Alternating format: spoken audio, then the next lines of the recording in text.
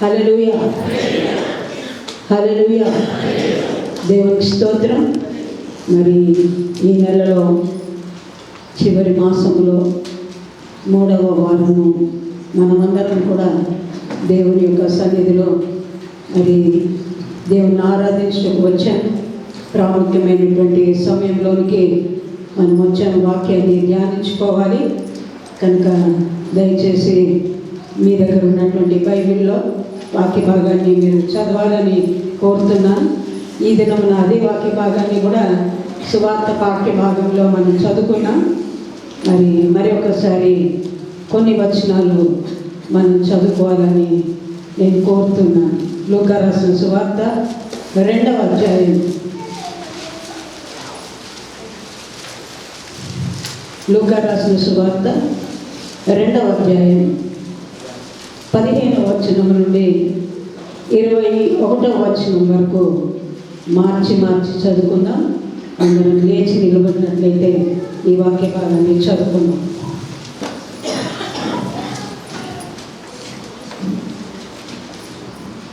లూకా రాసిన సువార్త 2వ అధ్యాయం 15వ వచనాన్ని నేను చదువుతున్నాను. ఆ దూతలు తమ యుద్ధ నుండి పరలోకమునకు వెళ్ళిన తర్వాత ఆ గొర్రెల కాపరులు జరిగిన ఈ కార్యమును ప్రభువు మనకు తెలియజేయించి ఉన్నాడు. మనము బెత్లెహేము వరకు వెళ్ళి చూద్దాము రండి ఒకరితో ఒకడు చెప్పుకొని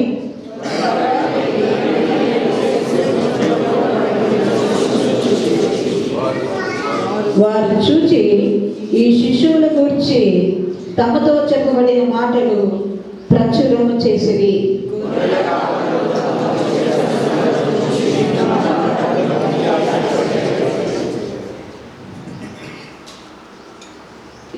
వచనం 19.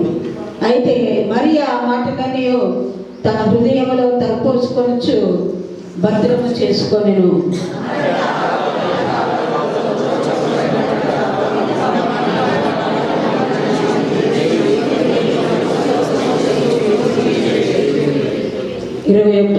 అందరం చదువుకుందాం. ఆ శిశువులకు సున్నతి చేయవలసిన 8వ దినం వచ్చినప్పుడు గర్భమంద ఆయన పడకమునుపు దేవదూత చేత పెట్టబడిన యేసు అనే పేరు వారు ఆయనకు పెట్టింది. దేవుడు తన పరిశుద్ధ వాక్యాన్ని మన ఆత్మీయ మేలు నిమిత్తమై దీవించునుగాక. చిన్న ప్రార్థన చేసుకుందాం. ఎవరికి వారి ప్రార్థన చేసుకోవాల్సిందిగా కోరుతున్నాను. దేవుడు ఈ దినం మనతో మాట్లాడాలి, నన్ను బలపరచాలి, నా హృదయాన్ని దేవుడు తన మాటల చేత నింపాలని ఎవరికి వారి ప్రార్థన చేసుకోవాల్సిందిగా కోరుతున్నాను. ప్రార్థించుకుందాం. పరిశుద్ధమైన దేవానికి స్తోత్రాలు. పరిశుద్ధమైనటువంటి నీ గ్రంథంలో నుండి పరిశుద్ధమైన మాటలు ప్రభా మేము చదివి ఉంటుండగా తండ్రి, ఈ వాక్య భాగంలో ఉన్నటువంటి నాయన నీ ఉద్దేశము తండ్రి ప్రభా, నీ ప్రణాళిక తండ్రి, అదేవిధంగా మమ్మల్ని హెచ్చరించాల్సినటువంటి విషయాలు ప్రభా మేము చదువుకున్నాం. వాటిని మాకు బోధించమని ప్రార్థిస్తున్నాం. వాక్యము విని మార్చువారు కాక వాక్యానుసారంగా జీవించడానికి, వాక్యానికి లోపడటానికి నీ యొక్క మాటలు ప్రభా మా హృదయంలో నింపుకొని ఆ విధంగా ఈ లోకంలో మేము జీవించడానికి నిన్ను మహిమపరచకు ప్రభా ఈ మాటలు మమ్మల్ని బలపరిచి స్థిరపరిచి నీ నామానికి మహిమ తెచ్చుకోమని ప్రార్థిస్తున్నాం. తండ్రి, నన్ను మీ శిలువ చాటున మరుగుపరచుకోండి నాయన. నీ మాటలు, నీ తలంపులు, నీ ఆలోచనలు నాకు అందించి నీ పక్షంగా నన్ను నిలబెట్టుకోమని నాయన ప్రతి మాట నాకు అందించమని ప్రార్థిస్తున్నాం.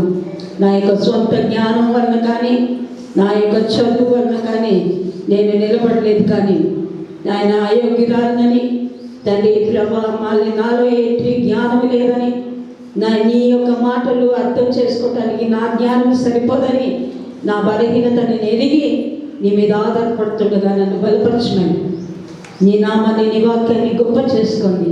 మా మాటలు, మా హృదయ ధ్యానము నీ దృష్టికి అంగీకారంగా చేయమని యేసు నామంలో స్తుతించి ప్రార్థించి అడిగి వేడుకుంటున్నాను తండ్రి. ఆమేన్. దయచేసి కూర్చోండి.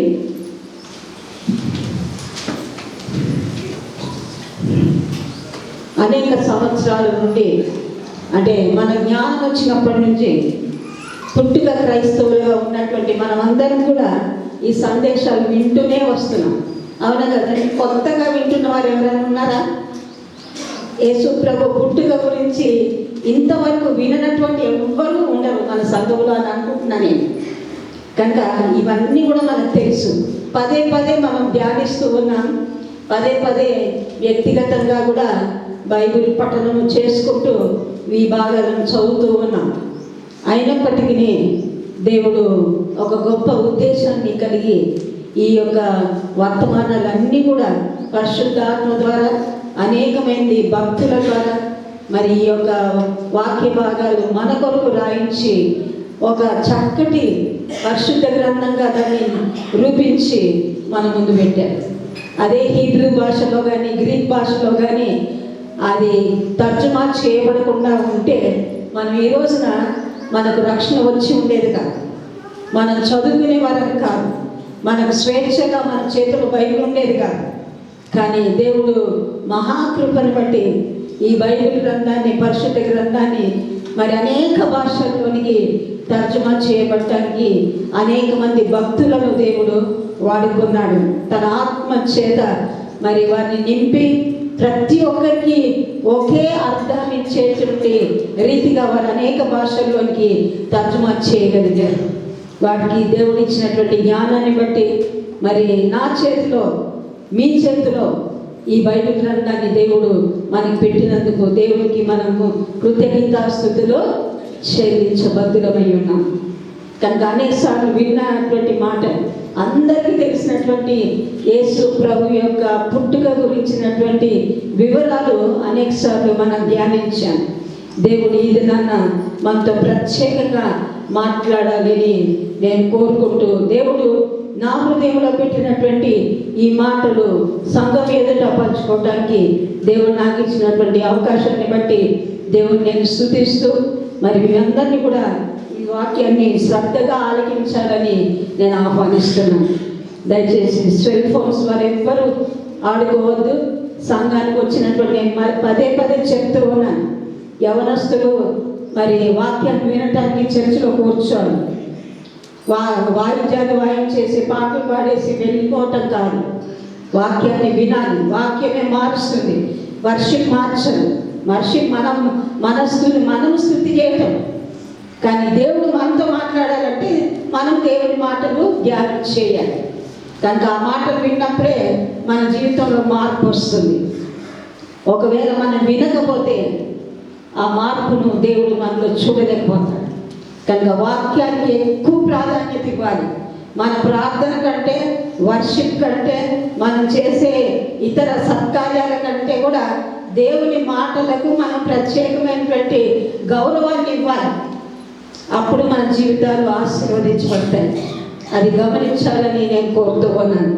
ఈ సమయంలో దేవుడు నాకు ఇచ్చినటువంటి అంశం ఏంటంటే, యేసు ప్రభు యొక్క పుట్టుక ద్వారా మనము దేవుణ్ణి మహిమపరుస్తున్నామా? దేవునిని మహిమపరుస్తున్నాము. Are we glorifying God? దేవుణ్ణి మనము గణపరిచినట్లయితే ఆయన మనల్ని గణపరుస్తానంట. నన్ను గణపరచువాన్ని నేను గణపరుస్తానన్నాడు. కనుక దేవుని గణపరిచేటువంటి మనసు రావాలి. యేసు ప్రభు పుట్టినప్పుడు కూడా మరి కొందరు యేసు ప్రభువుని చూడటానికి వెళ్ళినటువంటి ఆ పశువుల పాక దగ్గర యేసు ప్రభు శిష్యుగా ఉన్నప్పుడు యేసు ప్రభువుని చూచినటువంటి వారు ఆయనను మహిమపరిచిరి అని రాయబడి ఉంది. కనుక ఈ రోజున మన పండుగ సందర్భాల్లో మరి చేసుకుంటున్నటువంటి అనేకమైనటువంటి ఏర్పాట్లన్నింటిలో దేవుడు మహిమపరచబడుతున్నాడు. దేవునికి మహిమ కలుగుతుందా? ఒకవేళ మనం ఇళ్ళల్లో డెకరేషన్ చేసుకుంటాం, స్టార్ పెట్టుకుంటాం, పిండి వంటలు చేసుకుంటాం, కొత్త బట్టలు వేసుకుంటాం, కొత్త బట్టల కొరకు ప్రయాసపడతాం, మరి అనేక షాపులు తిరిగి వాటిని కొనుక్కొని తెచ్చుకుంటాం. అన్నీ మంచివే, అన్నీ దేవునికి సంతోషాన్ని మరి కలుగజేస్తున్నాయా లేవా అని ఒక ప్రశ్న వేసుకోవాలి. దేవుడు మనకు సంతోషం ఇచ్చాడు. దేవుడు మన సంతోషానికి బదులుగా మనం ఆయనను మహిమపరచగలుగుతున్నామా? ఆయనను మహిమపరచగలుగుతున్నామా? ఎవరికి వారు ప్రశ్న వేసుకోవాలి. నా ద్వారా నేను చేసేటువంటి ఈ యొక్క క్రిస్మస్ ఏర్పాట్లను బట్టి నా కుటుంబం ద్వారా, వ్యక్తిగతంగా నా ద్వారా దేవుడు మహిమపరచబడుచున్నాడు అని ప్రతి ఒక్కరికి ఆ యొక్క ప్రశ్న ఈ యొక్క వర్తమానం అయ్యే వరకు కూడా అనేకసార్లు మనం ధ్యానించిపోతూ ఉన్నాం. మరి ఇళ్లలో చూసినట్లయితే మన చర్చిలో కూడా చాలా అలంకరణ చేసుకుంటూ ఉంటాం. సున్నాలు వేసుకుంటారు, సంవత్సరానికి ఒకసారి కదా అని పండుగని మరి రంగులు వేసుకుంటారు, పెయింట్ వేసుకుంటారు, డెకరేషన్ చేస్తారు, మరి స్టార్ కట్టుకుంటారు. కనుక ఇవన్నీ కూడా మనకు సంతోషాన్ని ఇస్తుంది, కానీ అవి దేవుని మహిమపరుస్తున్నాయి. ఒకసారి మనం జ్ఞాపకం చేసుకున్నాం.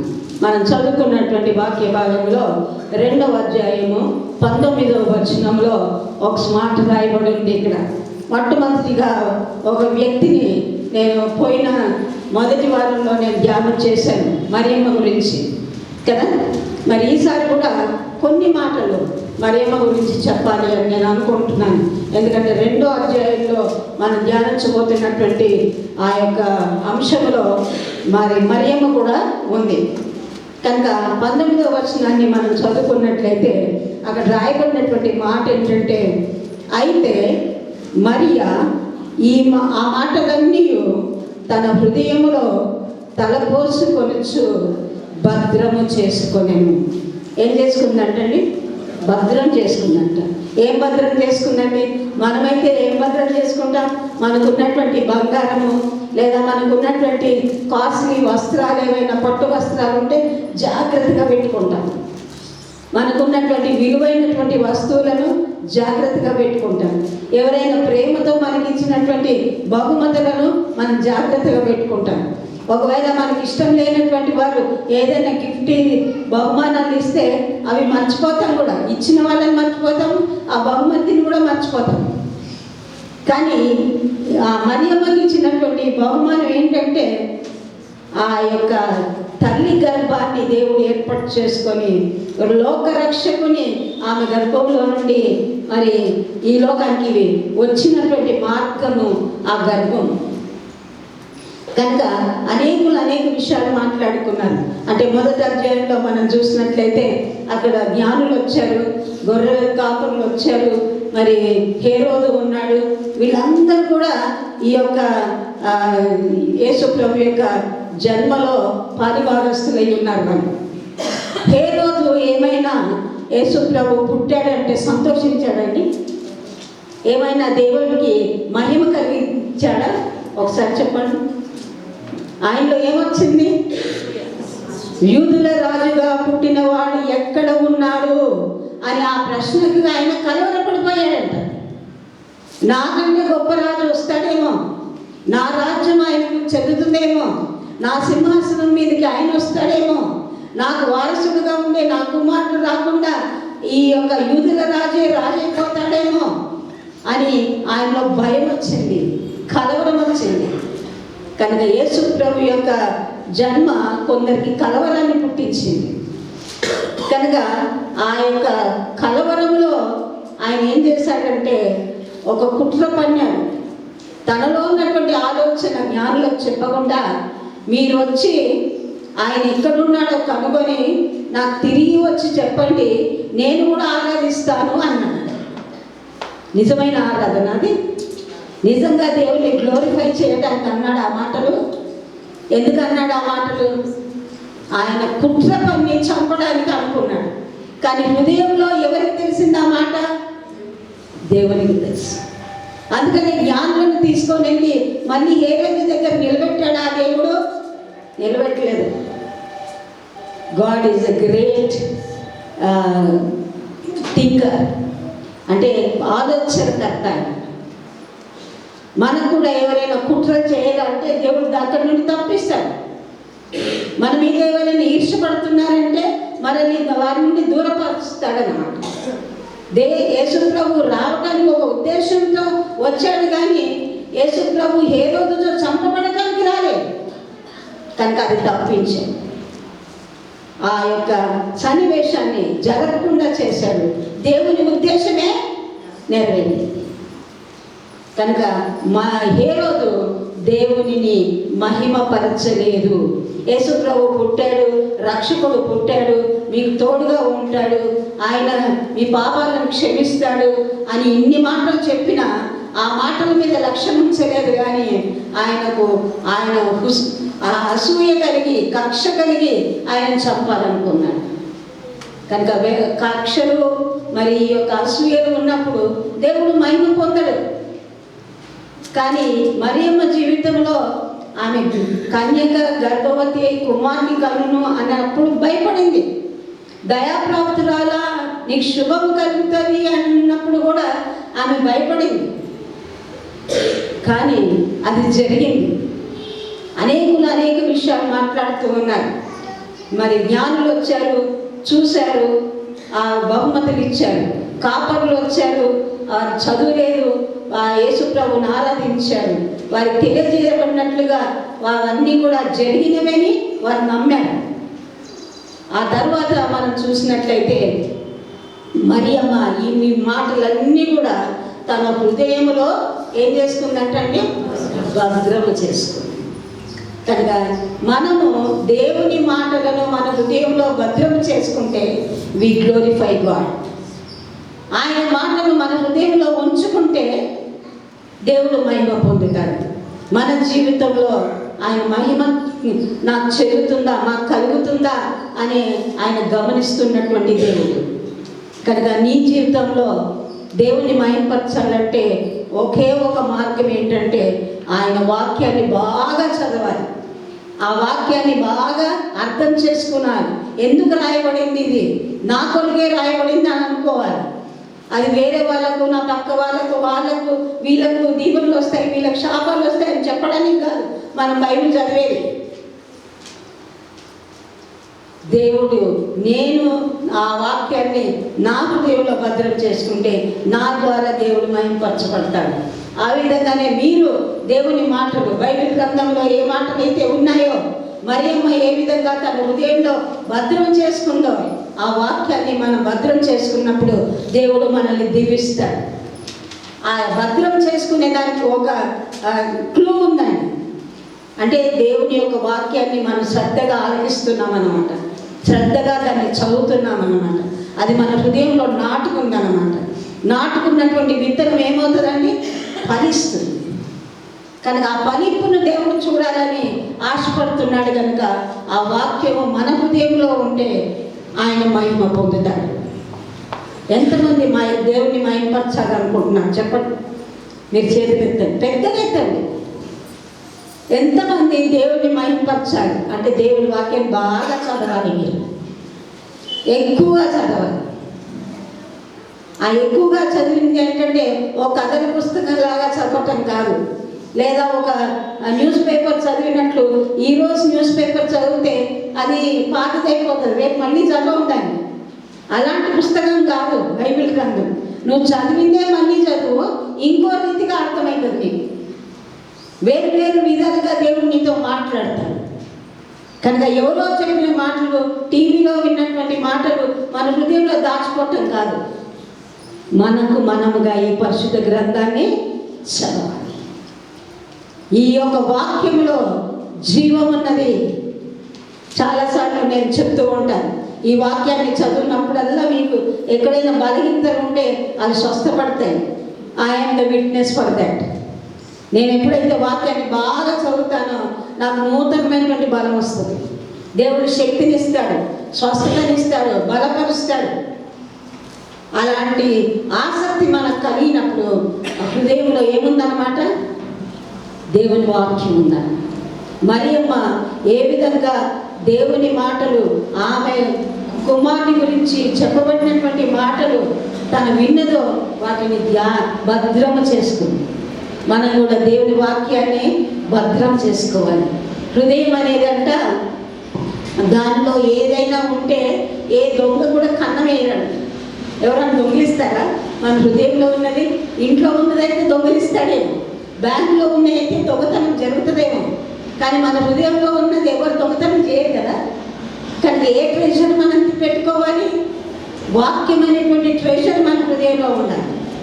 వాక్యమైనటువంటి విలువైనటువంటి వస్తువులు మనలో ఉండాలి. ఆ విలువైనటువంటి వస్తువు ఏంటంటే దేవుని మాట, దేవుడు చెప్పేటువంటి మాట. కనుక ఆ యొక్క మాటలు ఎప్పుడైతే మన హృదయంలో ఉంటాయో దేవుడు మహిమపరచబడతాడు. అంటే దేవుణ్ణి మనం గణపరుస్తున్నాం అన్నమాట. దేవుని ఆయన మహిమ కలుగుతుంది, సంతోషిస్తాడు, దేవుడు మనల్ని ఆశీర్వదిస్తాడు అని మనం నమ్మాలి.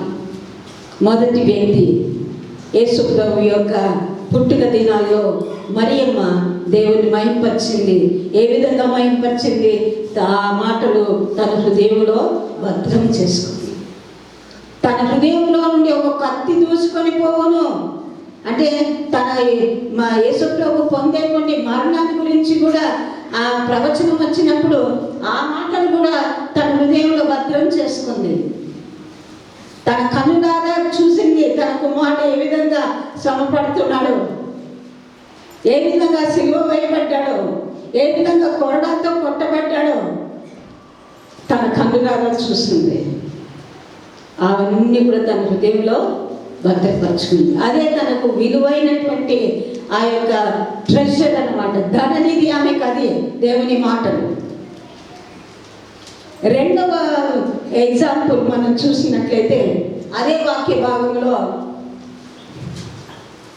మనం చూసినట్లయితే గొర్రెల కాపరులు 15వ వచనం నుండి మనము 20వ వచనం వరకు ఉన్నటువంటి వాక్య భాగంలో మరి మనం చదువుకున్నాం.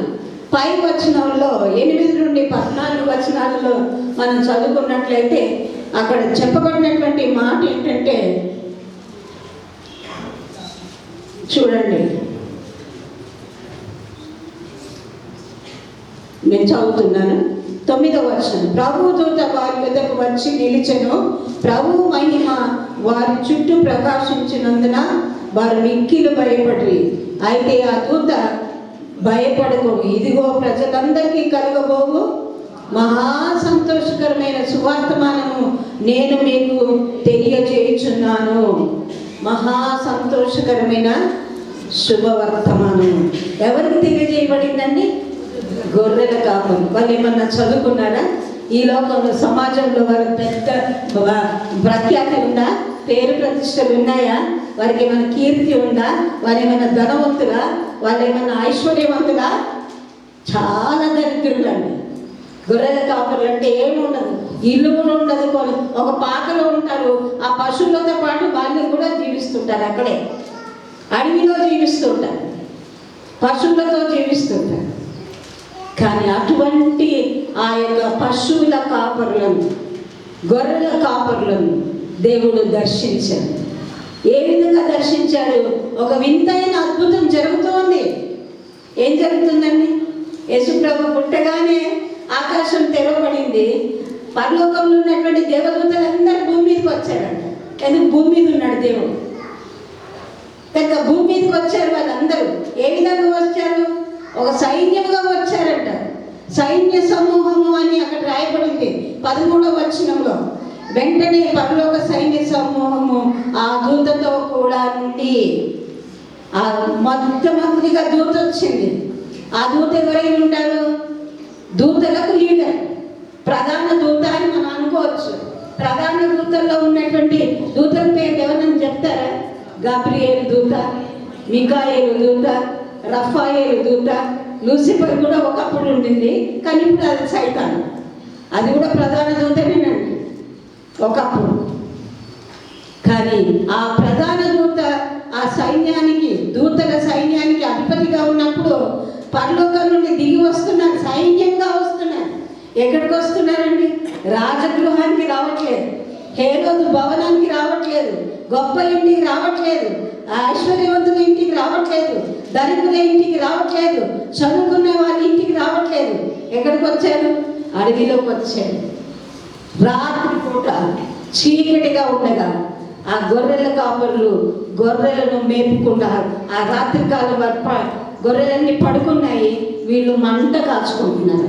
చలికి మంట వేసుకొని దాని దగ్గర కూర్చొని వాళ్ళ దగ్గరికి వచ్చారు. ఈ సైన్య సమూహం ఎంత గొప్ప ఆధిక్యత అండి, అవునా కదా? దేవుడు మన దగ్గరకు వస్తే మనం కాలు ఎగరేస్తాం కదా, దేవుడే నా దగ్గరకు వచ్చాడు, దేవుడు దూత నాకు వచ్చింది, ఒక దర్శనం వస్తే చాలు, నాకు దేవుడు కనబడిపోయాడు, నాకు దర్శనం వచ్చింది అని మనం చెప్పుకుంటాం. అంటే ఆధిక్యతలు ఏమీ చెప్పుకోవట్లేదు వీళ్ళు. ఆ గొర్రెల కాపం వాళ్ళకి అది అంటే ఏంటో తెలియదు పాపం, అంత అమాయకులు. Innocent people in the world అంటే ఎవరంటే వాళ్ళే అన్నమాట. అందుకని దేవుడు వాళ్ళ దగ్గరికి పంపాడు ఈ వర్తమానాన్ని. కనుక అక్కడ జరిగింది ఏంటంటే సర్వోన్నతమైన స్థలములలో దేవునికి మహిమయు, ఆయన భూమి మీద ఆయనకి ఇష్టమైన వాడికి సమాధానం. కనుక యేసు ప్రభు నీ దగ్గరకు వస్తే ఆయనకి ఇష్టలుగా నీకు జీవిస్తేనే నీకు సమాధానం ఉంటుంది, నీకు సంతోషం ఉంటుంది. ఆయనకి ఇష్టలుగా మనం లేకపోతే సంతోషం ఉండదు. ఆయన పుట్టిన సంతోషం ఉండదు, ఆయన లేచిన సంతోషం ఉండదు. మనకి అన్ని రోజులు ఒకేలాగా ఉంటాయి మనకి, ఎందుకంటే రక్షణ లేదు, దేవుడు అంటే మనకు ప్రేమ లేదు. కాబట్టి ఆ గొర్రెల కాపరులకు ఆ యొక్క సందేశము వినబడగానే వాళ్ళు ఏం చేశారంటే 15వ వచనంలో ప్రభువు మనకు ఈ కార్యాన్ని తెలియజేశాడు. God has chosen them. ఆ యొక్క మాటలు వారికి వినిపించుకోవడానికి దేవుడు వారిని ఏర్పాటు చేసుకున్నాడు. వారికి ఈ శుభవార్త తెలపడానికి సైన్య సమూహాన్ని పంపాడు. కనుక రియల్లీ దే ఆర్ గ్రేట్. ఈ లోకంలో ఎవ్వరు కూడా అంత అదృష్టవంతులు ఉండలేము. గొర్రెల కాపరులు అంత అదృష్టవంతులు ఇంకెవరు లేరు. కనుక దేవుడు యేసు ప్రభు పుట్టాడన్న వార్త వారికి వినిపించబడింది. వారు వినిపించగానే ఏం చేశారండి, వాళ్ళ గొర్రెల మందలు అక్కడ వదిలేశారు. చీకటి అనుకోలేదు, అర్ధరాత్రి అనుకోలేదు, ఎక్కడికి వెళ్ళారు, వారు లేచారు. చూడండి ఆ మాట తెలియజేసినని ఉన్నాడు, మనము వెళ్ళి చూద్దాము రండి. మనం వెళ్ళి చూద్దాం, మనకు తెలియజేశాడు. కాబట్టి మన బాధ్యత ఏంటి, మనం వెళ్ళి యేసు ప్రభుని చూడాలి, ఆ రక్షకుని చూడాలి అని వారు ఒకరితో ఒకరు చెప్పుకొని, అంటే 4-5 పశువుల కాపర్లు ఉంటే వాళ్ళందరూ మాట్లాడుకున్నారనమాట. మనం వెళ్దాం మీరు రండి, నేను వెళ్తున్నా మీరు రండి అని ఒకరినొకరు పిలుచుకున్నారు. మనం వెళ్తే ఏం చేస్తామండి, మనమే వెళ్ళిపోతాం. మనకు స్వార్థం ఎక్కువ కదా, ఎవరు కూడా చెప్పం కూడా, మనం ఎక్కడికి వెళ్తున్నామో కూడా చెప్పము. కనుక వీళ్ళు ఏం చేశారు, ప్రభు పుట్టాడు మాకు తెలియజేశాడు, దూతలు వచ్చారు పరలోకం నుండి, కనుక ఇది దేవుడు మనకే ఇచ్చినటువంటి బాధ్యత కాబట్టి అని వాళ్ళు వారిలో వారు మాట్లాడుకొని లేచి ఆ బెత్లెహేమునకు వెళ్ళారంట. వారితో చెప్పబడిన మాటలు ప్రచురము చేసేవి. ఏం చేశారంటే ఇంకో మాట ప్రచురం చేస్తూ వచ్చారు. దేవుడు మాకు తెలియపరిచాడు, రక్షకుడు పుట్టాడంట, మీరు అందరు రండి అని గొంతు తెచ్చుకుంటూ వెళ్ళారంట. మీరు సాధారణంగా గొర్రెల కాపర్లు పశువుల వెంట వెళ్ళే వాళ్ళని చూస్తే వాళ్ళు కాలినడక నడిచినట్టు ఉండదండి, పరిగెత్తినట్టు ఉండదు. ఎందుకంటే వాళ్ళు నడుస్తూ మెల్లగా వస్తే గొర్రెలు ఇట్లా పారిపోతాయి, పశువులు ఇట్లా వెళ్ళిపోతాయి. కనుక గబ్బగా ఇటు వెళ్తారు అటు వెళ్తారు, ఆ గొర్రెని సరి చేస్తారు, ఈ గొర్రెని సరి చేస్తారు, చాలా యాక్టివ్గా ఉంటారు. ఆ విధంగానే వారు వెళ్తున్నటువంటి మార్గంలో అందరికీ ఈ మాట ప్రచురం చేస్తూ వచ్చారు. మేము ప్రభువును చూడడానికి వెళ్తున్నాము, రక్షకుడు పుట్టాడంటే మేము వెళ్తున్నాము, మీరు కూడా రండి అంటే ఎంతమంది వెళ్ళారో, మరి ఎంతమంది వీడైతే చూపారో మనకు తెలియదు, అక్కడైతే రాయబడలేదు. కానీ వాళ్ళైతే ప్రచురం చేశారు, అందరికీ తెలియపరిచారు. కనుక ఆ తెలియపరిచినటువంటి మాటలకు ఏమైందంటే 18వ వచనం, గొర్రెల కాపర్లు తమతో చెప్పిన సంగతులను గురించి విన్నవారందరూ మిక్కిలి ఆశ్చర్యపడి, ఇదేంటి గొప్ప వింతగా ఉంది, యేసుప్రభు పుట్టాడంట, యేసుప్రభు పుట్టింది దూతలు వచ్చి చెప్పారంట అని అందరూ ఆశ్చర్యపోయారు. అంతకుముందు వాళ్ళు దూతలను చూసి ఉండరు, దూత అనే మాట వాళ్ళకి తెలియకుండా ఉండొచ్చు, కానీ వారు ఆ మాటలు విని మిక్కిలి ఆశ్చర్యపడ్డారు, వింతగా తోచింది వాళ్ళకి. ఆ తర్వాత జరిగింది ఏంటంటే 20వ వచనము, అంతటా ఆ గొర్రెల కాపరులు తమతో చెప్పబడినట్లుగా తాము విన్న వాటిని కన్న వాటినన్నింటిని గురించి దేవుని మహిమ పరచుచు స్తోత్రము చేయుచు తిరిగి వెళ్ళిరి. వాళ్ళు ఆ మాటలు విన్నాక విధేయత చూపించారు. దేవుని మాటలకు విని సరేలే మనం కూడా అంటాం కదండి. ఇప్పుడు నాకు కూడా చాలా మంది ఇట్లాంటి పేపర్స్ ఇస్తాడు, మీటింగ్స్ ఉన్నాయి, మనం ఏం చేస్తాం, విన్నాం మీటింగ్స్ వెళ్ళి అని పెట్టేస్తాం. కానీ వాళ్ళు ఆ విధంగా చేయలేదు. మాకు తెలియపరచబడింది కాబట్టి మేము వెళ్ళాలి. ఏం చేశారు వాళ్ళు? విధేయత చూపించారు. విధేయత చూపించి క్రియారూపకంగా వాళ్ళు వెళ్ళి చూసి సంతోషించారు.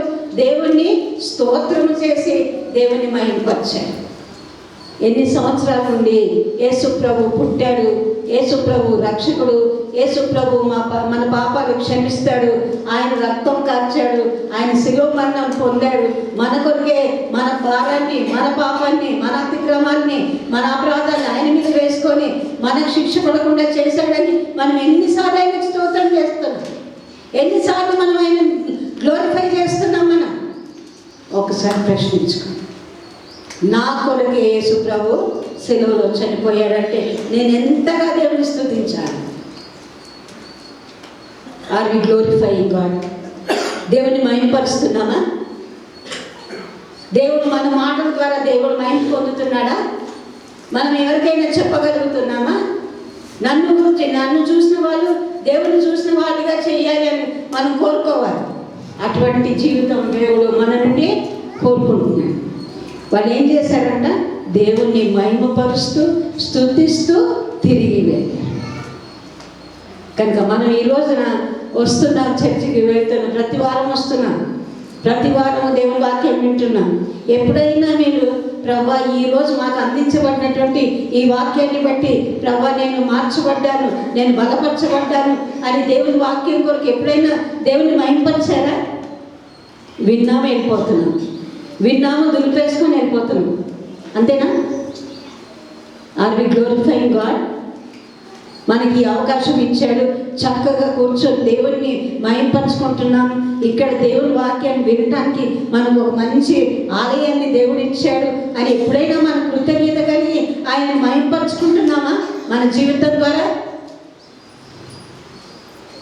ఒకసారి ఆలోచించుకోండి. ఒకేసారి వినరండి గొర్రెల కాపరు, వారం వారం వినలే, దినదినమో వినలే. మనకులాగా 25/7 మనకు వాక్యం అందించబడుతుంది, వాళ్ళకి అందించబడలే. ఒకేసారి విన్నాను, ఒకేసారి విన్నందుకు వాళ్ళకి అంత విశ్వాసం వచ్చింది. పదే పదే వింటున్నటువంటి మనకి ఇంకెంత విశ్వాసం రావాలి, మనం ఎంతగా దేవుని మహిమపరచాలి. ఒకసారి ఆలోచించుకోండి. అన్ని మేలులు పొందుకుంటున్నాం, దేవుళ్ళు పొందుకుంటున్నాం, మనకు కావలసినన్ని దేవుడు అనుగ్రహిస్తున్నాడు, అన్ని అనుభవించుకుంటున్నాం, మనం సంతోషంగా ఉన్నాం. కానీ దేవుని సంతోష పెట్టడానికి ఆయన ఒక్కసారైనా దేవుని మహిమపరుస్తున్నామా మనం? ఒకసారి ఆలోచించుకో. దేవుడు సంతోషాన్ని ఇచ్చాడు నిజంగానే. యేసు ప్రభు పుట్టుక మనందరికీ సంతోషమే. ప్రజలందరికీ కలుగబోవు మహా సంతోషకరమైన శుభవర్తమానమును మీకు తెలియజేస్తుంది. సర్వోన్నతమైన స్థలంలో దేవునికి మహిమ కలగాలి. నీ ద్వారా, నా ద్వారా, నీ కుటుంబం ద్వారా, నా కుటుంబం ద్వారా, మన సంఘం ద్వారా దేవునికి మహిమ కలుగుతుందా? ఒకసారి ఆలోచించుకుందాం. మన మహిమపరిచే వారుగా ఉన్నామా? కనుక గొర్రెల కాపరులు, చదువు లేనటువంటి వారు ఒక్కసారి విని దేవుణ్ణి మహిమపరుస్తూ వచ్చారు. ఎందుకు వచ్చారంటే కారణం ఏంటంటే వాళ్ళు చాలా వాచ్ఫుల్గా ఉంటారు, కేర్ఫుల్గా ఉంటారు, శ్రద్ధగా ఉంటారు. రాత్రంతా కునుకు బట్టి నిద్రపోరు, నిద్రపోరు. వాళ్ళు ఎప్పుడు కూడా రాత్రి కాలంలో ఆ యొక్క గొర్రెలను, ఆ తోడేళ్ళు కానీ పులులు కానీ వచ్చి ఎత్తుకొని వెళ్ళిపోతాయేమో, మరి వాటిని చీల్చుకొని తింటాయేమో అని వాళ్ళు కళ్ళు తెరుచుకొని వాచ్ఫుల్గా ఉంటారు.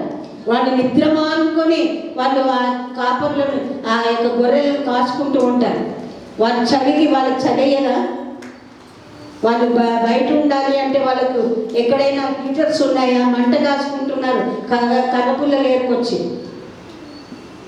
వాళ్ళకేం మంచి బిల్డింగ్లు ఏం లేవు. మరి అక్కడ పశువుల శాఖ లేదు, ఓపెన్ ఎయిర్, ఎంత చలి ఉంటుంది. వాటన్నింటిని ఓర్చుకున్నారంటే దే హ్యావ్ టాలరెన్స్. వాళ్ళకి పేషెన్స్ ఉంది, వాళ్ళకు ఓర్పు ఉన్నది, వాళ్ళకు విధేయత ఉన్నది. వారు చాలా శ్రద్ధ కలిగినటువంటి వారు. అటువంటి వారి దగ్గరికి దేవుడు వస్తాడు. మనం కేర్లెస్గా ఉండి, రెక్లెస్గా ఉండి, అశ్రద్ధగా ఉంటే దేవుడు మనకి ఏది బయలుపరచడు. కనుక గొర్రెల కాపరుల వంటి ఆ మనస్సు మనకు కలిగి ఉండాలి. కనుక గొర్రెలకు తన ప్రాణాన్ని పెడతాడు. గొర్రెలకు ఏమై ఉన్నాడండి? దేవుడు యేసుప్రభు చెప్తున్నాడు, నేను ద్వారమై ఉన్నాను అంటాడు. కనుక ఆయన యొక్క గొర్రెలు ఆ ద్వారం గుండానే ఆయనలోనికి రావాలి. కనుక మనకు కూడా హృదయం అనేటువంటి ఒక ద్వారం ఉంది. ఆ ద్వారాన్ని తెలుసుకొని ఆయనను మనం లోపలికి ఆహ్వానించుకోవాలి, ఆయనను చేర్చుకోవాలని ఆయన ఆశపడుతున్నాడు. ఎప్పుడైతే ఆయనను మనం చేర్చుకుంటామో అప్పుడు ఆయన మహిమపరచబడతాడు. మనం వింటే సరిపోదు, మనం ప్రార్థన చేస్తే సరిపోదు, ఉపవాసాలు ఉంటే సరిపోదు, లేదా కానుకలు ఇస్తే సరిపోదు, ఆరాధనలు జరిపిస్తే సరిపోదు. కానీ దేవునికి నీ హృదయాన్ని ఇస్తే ఆ దేవుడు మహిమ పొందుతాడు. ఒక్క పాపి భూలోకంలో రక్షించబడితే పరలోకం అందు గొప్ప సంతోషం కలిగింది. ఆ గొప్ప సంతోషంలో దేవుడు మహిమ పొందాడు. కనుక అటువంటి పరిస్థితి, అటువంటి సమయం కొరకు దేవుడు వేచి ఉంటున్నాడు. ఆ సమయాన్ని మనం ఇద్దామా? మన జీవితంలో ఇస్తే దేవుడు మహిమపరచబడతాడు. కనుక గొర్రెల కాపరులు, మరి మనము గొర్రెల కాపరులు, గొర్రెలుగా పోల్చబడుతున్నాం. 100వ కీర్తనలో చెప్పు, మనము ఆయన మేపు గొర్రెలము.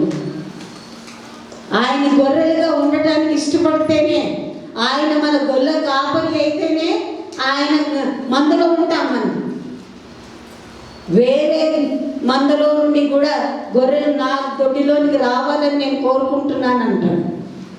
అంటే మనం వేరే దొడ్డిలో ఉండే గొర్రెలుగా ఉండకూడదు. మనం ఏ దొడ్డిలో ఉన్నామండి? యేసు ప్రభు యొక్క మందలో ఉన్నాం. మనం క్రైస్తవులుగా పిలువబడుతున్నాం. కానీ ఆయన మనం మహిమపరచబడుతున్నామా? ఆయన మన ద్వారా ఆయన మహిమ పొందుతున్నాడా? ఒకసారి ఆలోచించుకుందాం. కనుక యేసు ప్రభు చెప్తున్నటువంటి మాట, ఆయన శిశువుగానే వచ్చాడు.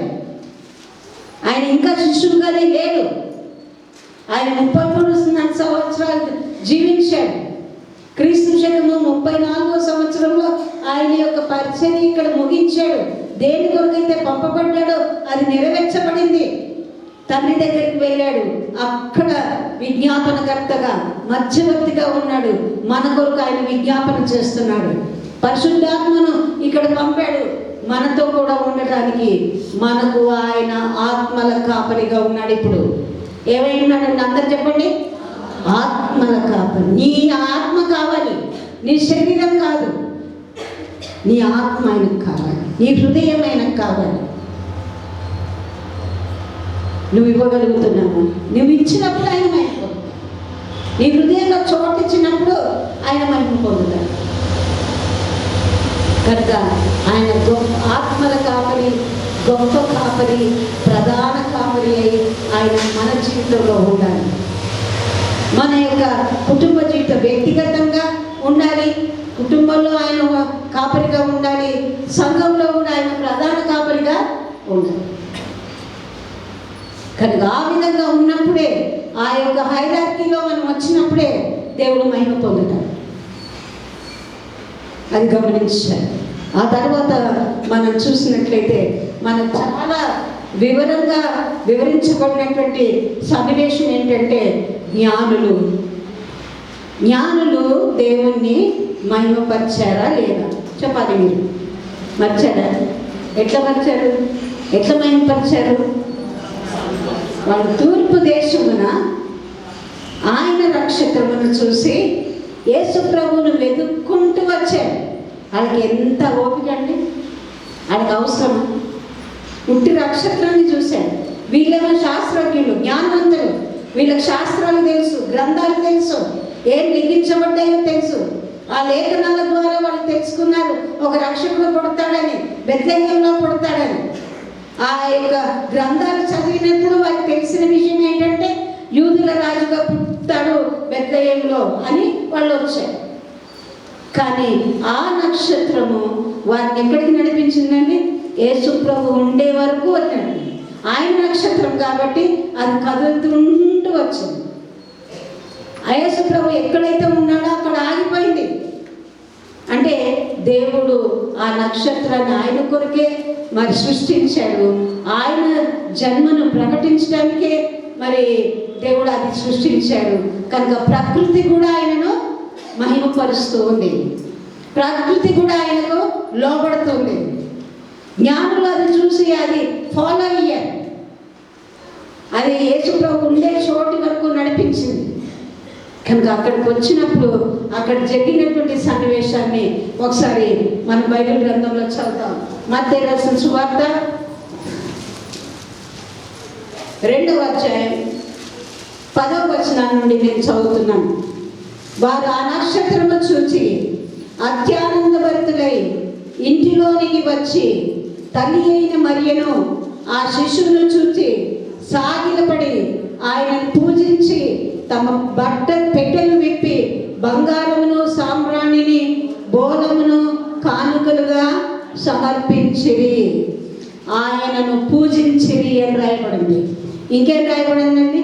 ఆయనను చూచి సాగిలపడిరి. మనం ఆయన ఎదుట సాగిలపడుతున్నామా? మనం సాగిలపడే అవసరమే లేకుండా చేశాడు. మనం మంచి కుర్చీలో కూర్చోవచ్చు, మనకు అనుకూలంగా ఉన్నట్లు ప్రార్థన చేసుకోవచ్చు, నిలబడి ప్రార్థన చేయొచ్చు, కూర్చొని ప్రార్థన చేయొచ్చు, పడుకొని ప్రార్థన చేయొచ్చు, నడుస్తూ ప్రార్థన చేయొచ్చు. మనకి ఇచ్చాడు స్వేచ్ఛ. కానీ వాళ్ళకి ఆ రోజుల్లో ఏ దానికైతే వాళ్ళు ఆరాధిస్తారో వాళ్ళు సాష్టాంగ నమస్కారం చేసి సాగిలపడాలి. జ్ఞానులైనప్పటికీ మాకున్న జ్ఞానం చాలా ఎక్కువ, మాకు అన్ని శాస్త్రాలు తెలుసు, మాకు అన్ని గ్రంథాలు నేను చదివాను అనేటువంటి గర్వం లేకుండా వాళ్ళు దేవుడి సన్నిధి యేసు ప్రభు శిశువుగా ఉన్నా కూడా ఆయన రక్షకుడు దేవుడిని అంగీకరించాడు. కనుక ఆయన ఎదుట సాగిలపడ్డారు. వాళ్ళు ఏం చేశారంటే సాగిలపడ్డారు. ఆ తర్వాత ఏం చేశారంట? పూజించారు. ఏం చేశారు? పూజించారంటే వాళ్ళని యేసు ప్రభుని గౌరవించారు, వాళ్ళని మహిమపరిచారు. దేవుని మహిమ. శిష్యుగా ఉన్న వాళ్ళని ఎవరైనా మహిమపరుస్తారండి? ఇప్పుడు ఒకవేళ ఒక చిన్న బాబును ఒక నెల పాపను తీసుకొని వచ్చి ఇక్కడ అయితే ప్రేజలాడని చెప్తామా? మనం చెప్పాలి, వాస్తవంగా చెప్పాలి.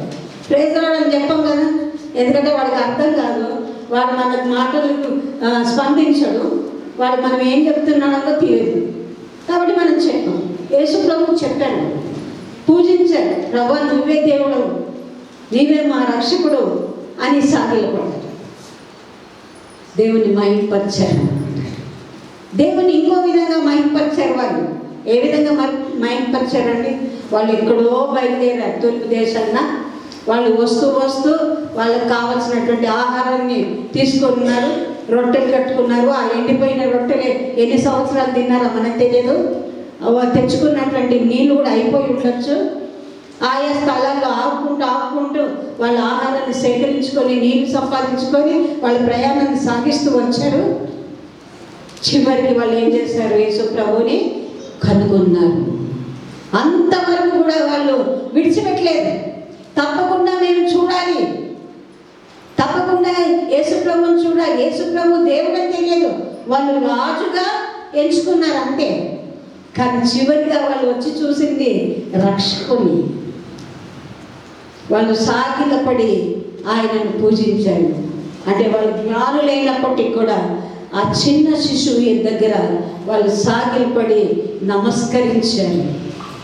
ఆ తర్వాత వాళ్ళ యొక్క పెట్టెలను విప్పి ఏం చేశారంటండి? వాళ్ళ దగ్గర ఉన్నటువంటి చిన్న చెక్క పెట్టెలను ఇప్పున్నారు. వాళ్ళు వచ్చేటప్పుడు తెచ్చుకున్నారు కొన్ని వస్తువులు. మరి నిజంగా వాళ్ళు బయలుదేరినప్పుడు ఆ ఆ రాజుకి ఇవ్వాలని ఆలోచనతో వచ్చారో లేదో, కానీ ఇక్కడికి వచ్చాక వాళ్ళు ఇవ్వాలనుకున్నారు యేసు ప్రభు బహుమతులు.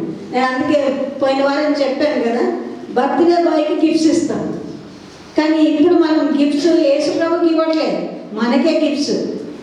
మన సొంత వాళ్ళు, తల్లిదండ్రులు, మన ఫ్రెండ్స్ ఎవరో మన గిఫ్ట్లు ఇస్తూ ఉంటారు, అవునా కదా. మనం పొందుకుంటున్నాం, మనం ఆయనకి ఇచ్చేది లేదు. కానీ జ్ఞానులు ఆయనకి ఇచ్చాడు. ఏమి ఇచ్చాడంటే 3 వస్తువులు ఇచ్చాడు. సాధారణంగా ఈ 3 వస్తువులు కూడా యేసు ప్రభు యొక్క జీవితాన్ని అంతా కూడా తెలియజేసేవి. అదేవిధంగా ఈ 3 వస్తువులు విశ్వాసం కూడా తగినవి. ఏ విధంగానో చాలా కొద్ది వివరణతో నేను ఈ మాటలు మీకు తెలియజేయాలని కోరుతున్నాను. వాళ్ళు మొట్టమొదటిగా ఇచ్చింది బంగారము. ఆ బంగారం ఏంటంటే పరిశుద్ధతకు గుర్తు. ఏంటండి? పరిశుద్ధత. దానిలో ఎటువంటి కల్మషం లేదు. కనుక యేసు ప్రభు మరి ఆ పరిశుద్ధుడు కనుక ఆ పరిశుద్ధమైనటువంటి బంగారాన్ని ఇవ్వాలని ఒక జ్ఞానికి ప్రేరేపించబడ్డాడు. కనుక ఆయన పరిశుద్ధుడు. పరలోకంలో ఏముందండి? బంగారు వీధులు ఉన్నాయి. ఆయన నడిచేదే బంగారం మీద.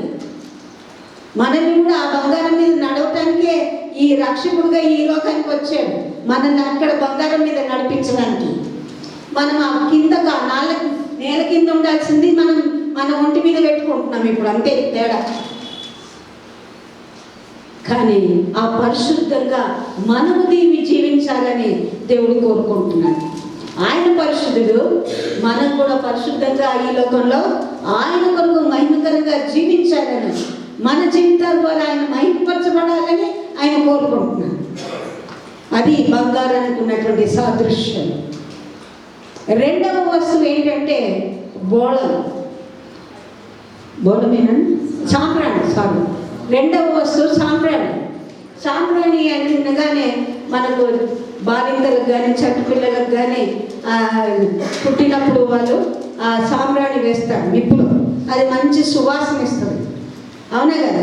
అందరి పనులకు ఈ కుటుంబాల్లో తెలుసారు. అంటే ఏంటి? దేవునికి మహిమ కలుగునట్లుగా ఆయనకు ధూపం వేయాలి. ఆయనకు ధూపమునకు ఆరాధనకు యోగ్యుడు, ఆరాధన పొందదగినటువంటి దేవుడు. ఆయన అన్ని నామముల కంటే పైనామం కలిగినటువంటి దేవుడు. ఈ లోకంలో చెప్పబడినటువంటి ఏ మతంలో ఉన్న దేవుళ్ళు దేవతలైనా కూడా అంత పరిశుద్ధులు కాదు. కానీ ఆయన పరిశుద్ధుడు, ఎందుకు ఆరాధించబడటానికి యోగ్యుడైనటువంటి దేవుడు. కనుక సాంబ్రాణి వేసి ఆయనను వాళ్ళు మహింపరచాలనుకున్నారు. ఆ సాంబ్రాణి మనకెందుకు ఆ ఉపయోగం, మనమెందుకు దాన్ని అనుసరించాలి అంటే, మన ప్రార్థనలు దేవునికి ధూపం వలె చేరాలి. మన ప్రార్థనలు ఆయనకు సువాసన కలిగిగా ఉండాలి. మన ప్రార్థనలు ఆయన ఆగ్రహించగలిగినటువంటి పరిమళమైనటువంటి వాసన ఇచ్చేదిగా ఉండాలి. అది సాంబ్రాణికి ఉన్నటువంటి ప్రత్యేకత. మూడవ వస్తువు చూసినట్లయితే బోళము.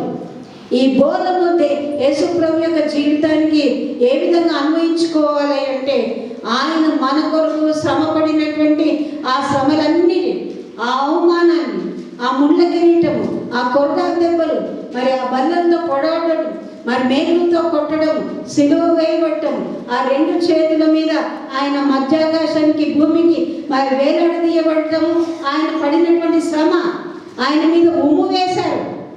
ఇవన్నిటికీ సాదృశ్యం ఏంటంటే చేదు అనుభవం. బోళం అనేది చేదుగా ఉంటుంది. సిలువలో ఉన్నప్పుడు కూడా యేసు ప్రభు నాకు దాహం అవుతుంది అంటే వాళ్ళు ఈ బోళం కలిపినటువంటి నీళ్ళే ఇచ్చారు, చేదు నీళ్ళు ఇచ్చారు.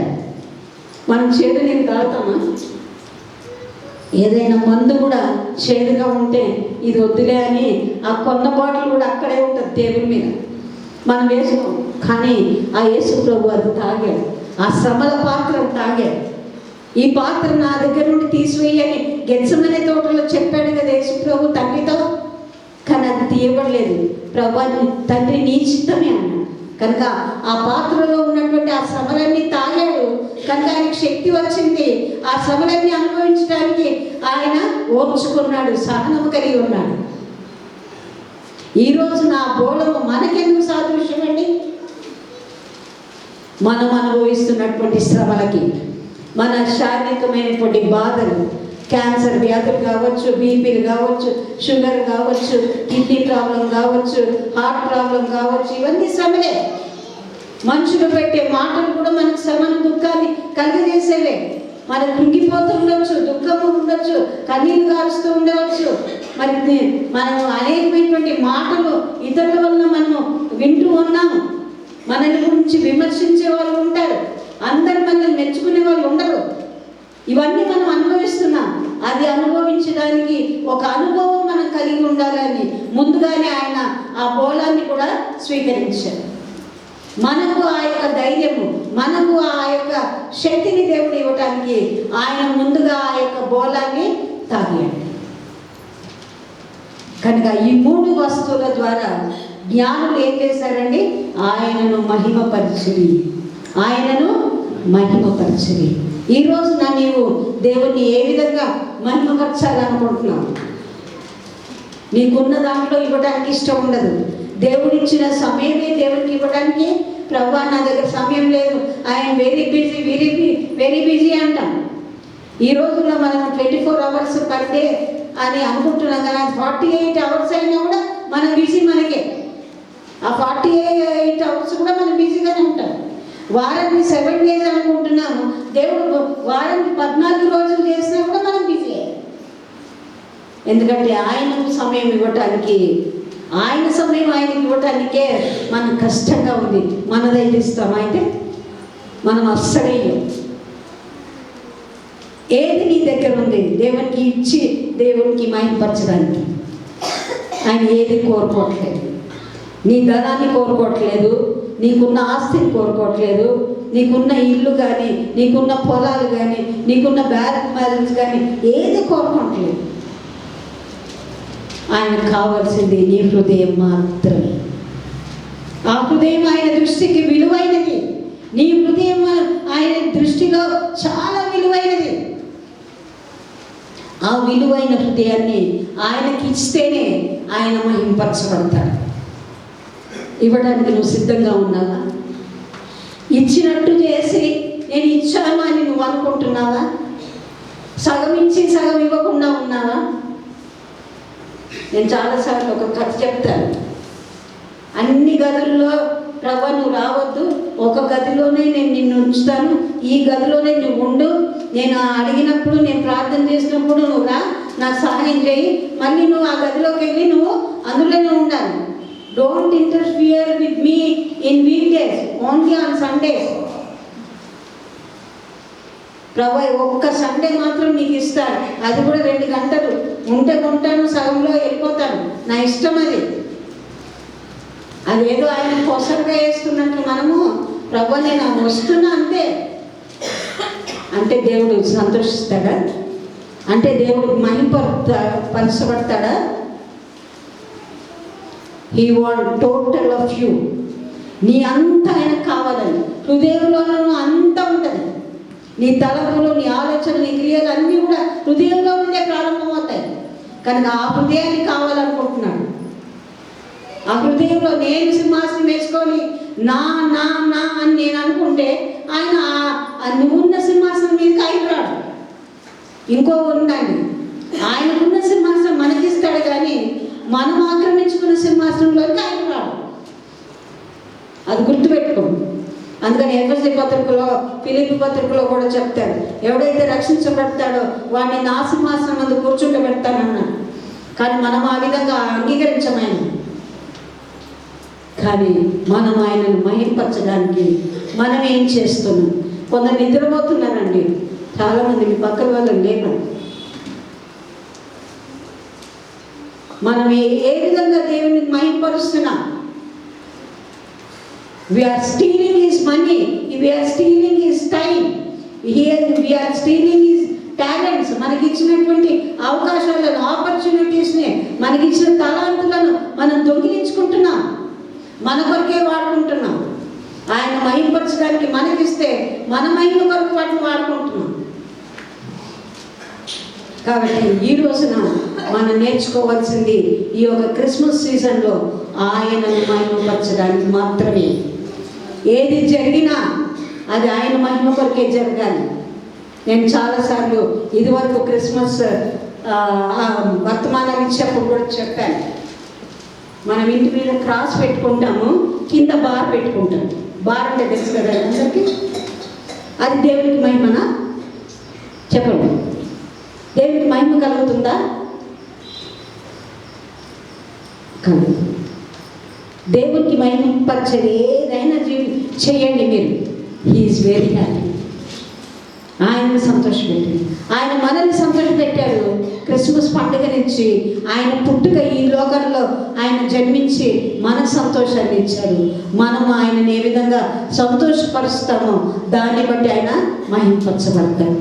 ఏది ఇచ్చి నువ్వు ఆయనను మహిమపరచబడాలని కోరుకుంటున్నావో అది నీ చేతుల్లో ఉంది. నీ ఇష్ట ప్రకారంగా చేయాలి. బలవంతంగా ఏది ఆయన నీ దగ్గర నుండి లాక్కోడు, నాకు ఇయ్యని తీసుకోడు. నువ్వు స్వేచ్ఛగా సంతోషంగా ఇస్తేనే ఆయన అంగీకరిస్తాడు.